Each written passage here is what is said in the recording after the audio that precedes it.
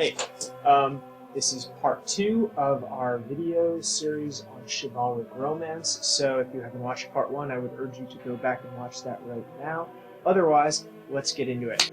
In part 1, we talked about what makes romance romance, what are the generic features of romance as a kind of narrative, as a kind of literature, but more broadly speaking, as a kind of narrative that is in whatever kind of medium or genre. It's something that we find throughout history. But in this part 2, we're going to focus more on the more specific historical formation of chivalric romance, which was one of the most prestigious and popular forms of literature during the later Middle Ages. Chivalric is called chivalric because from a term derived from chivalry, right? So the word is chivalry, but that term, which we have a particular association with certain mode of behavior, and we'll get to that, but that term ultimately comes from chevalier, a French word meaning horseman or knight. Knights, obviously, are at the center of medieval chivalric romance. The word in Latin was miles, which originally meant soldier, but it came in the Middle Ages in Latin to mean knight. Latin was used commonly in the Middle Ages for literature, for law, for international diplomacy, etc. Our own English word, Knecht, as it would have been pronounced in Middle English, is related to the German Knecht, which in contemporary German means servant. And there's a common root there, but a knight in the Middle Ages was both a soldier and a servant. To be a knight was to be bound in a relationship of obligation and service to a lord. And we saw an earlier, more primitive version of this in Beowulf, in the relationship between, for example, Beowulf and his retainers. Now, we can't call knights or chevaliers in the way that we use it in the later Middle Ages. It's a different sort of it's still a warrior culture, but the knight, as we'll discuss, has has whole other sets of obligations in terms of behaviors and moralities that the Iron Age early Germanic warriors of Beowulf do not. Beowulf is not a chivalric romance. We might describe it as an epic, maybe, or a heroic narrative at the very least. But it is not a romance, and it is not specifically a chivalric romance. But there is a lineage, a lineage or a genealogy between the relationship between lord and retainer that we see in Beowulf and in the feudal relationship between a king and his knight or a lord and his knight in the later Middle Ages. A knight was supposed to be a soldier and a servant, to provide both aid, that is, military aid, or material aid, and counsel, advice, consultation. And these are the two obligations that in feudal law, in medieval law, were expected of a vassal to their lord, of a knight to their lord. Aid and counsel, auxilium and consilium, as it was put in Latin. So that's the connection with service, and we have this association with chivalry and service still, but this will come from a number of other obligations. So what's the big deal with knights? Why are people so obsessed with them in the Middle Ages? Well, here's one small example.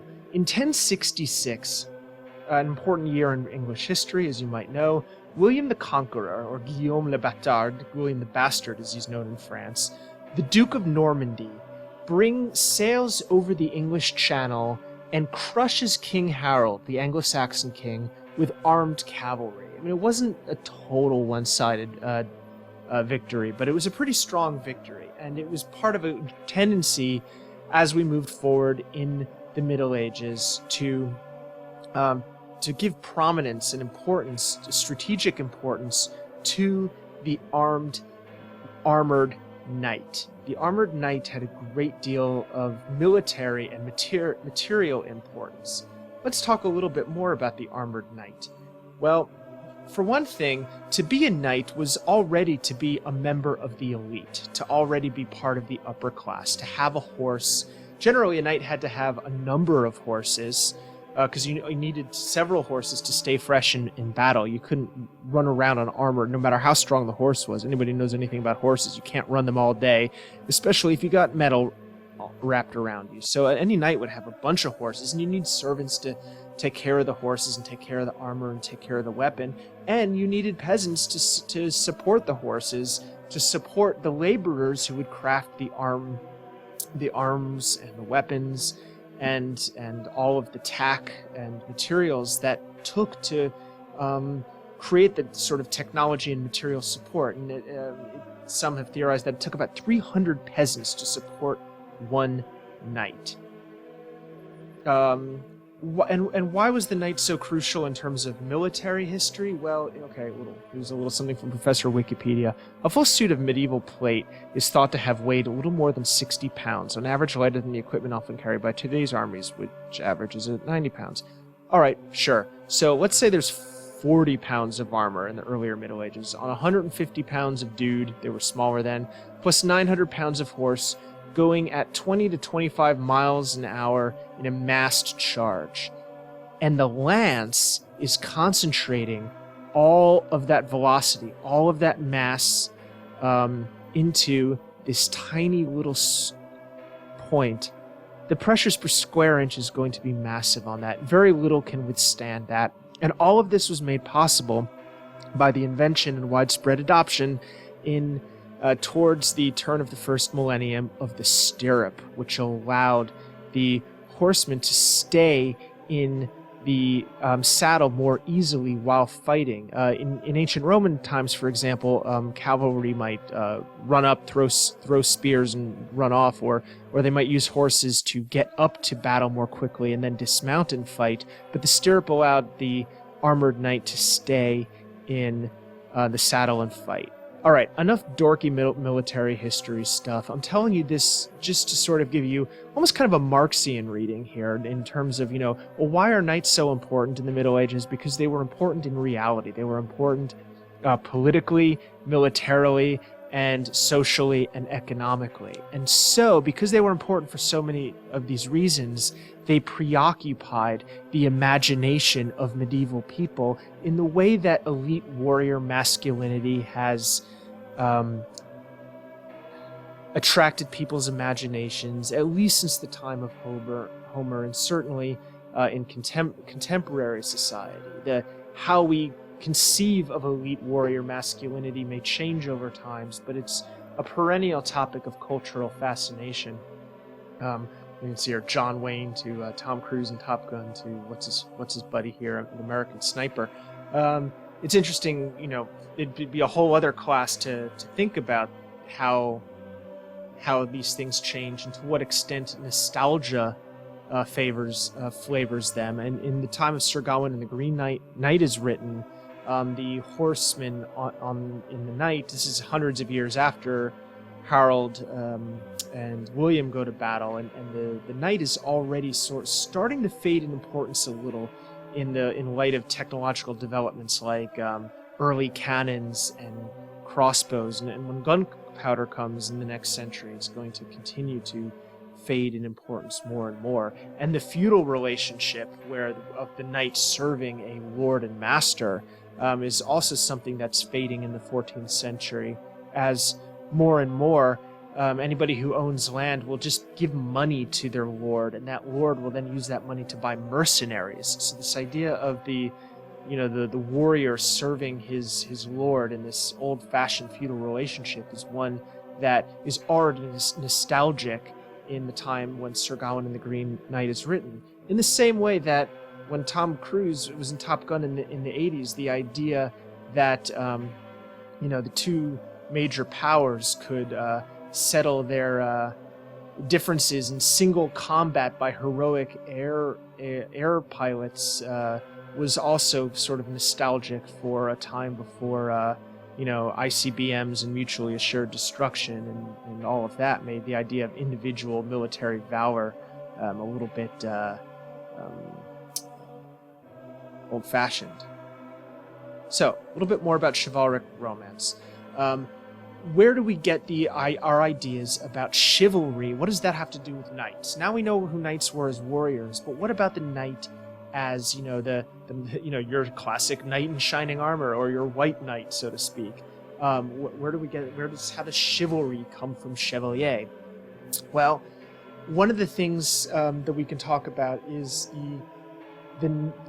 how the chevalier, the knight, was expected to be courtly and to show courtliness, to have refined manners appropriate to a court where the people who served the king or the duke or whoever would hang out and talk with each other and feast. Chrétien de Troyes, who I discussed in the last video as being one of the first authors of romance, was himself a priest, and Norbert Elias and other social historians have talked about the role of stories like this in teaching the warrior class how to behave, to become more refined, to learn to control their impulses. And part of this goes into the knight sort of behaving themselves in a more sort of refined, correct, restrained way, not sort of, losing their temper and flipping over the table and going berserk. Remember in Beowulf how the narrator says Beowulf was a great guy. He never cut down his drinking companion. Well, that sort of gives an example of how sort of far we come, or the kind of changes that take place in the idea of elite warrior masculinity between Beowulf and Sir Gawain and the Green Knight. The other major factor is the infusing of the idea of the warrior with the idea of the Miles Christianus, the Christian knight, the idea of a warrior who serves God and fights for God. In the Bible, I think in Timothy, there is discussion of being a soldier for Christ, right? And this is used metaphorically. In the Middle Ages, they make this literal, with during the Crusades and with the introduction of the Knights Templar, the idea of, fighting the enemies of God, and in doing so, purifying your own soul. The reason that people signed up to go on crusade, among other things, was that the Pope offered an indulgence for going on crusade. You could get, a sort of get out of hell or get out of purgatory free card if you went and killed a bunch of infidels in the Holy Land. But it also becomes a sort of again, romance doesn't work on the historical level. It's ahistorical. It works on the psychological level, the universal level. So the Christian knight is also a symbol of the questing soul, the soul questing for salvation. And so the romance features the knight adventuring out from a safe place, the castle, the fortress, into a wilderness, into an enemy land, not for territorial ambition, not for treasure necessarily, not for glory, though all those things may come, but in devotion and the desire to attain perfection. And sometimes, as in the famous quest for the Holy Grail, it's religious devotion, and devotion to a religious ideal and to a penitential practice.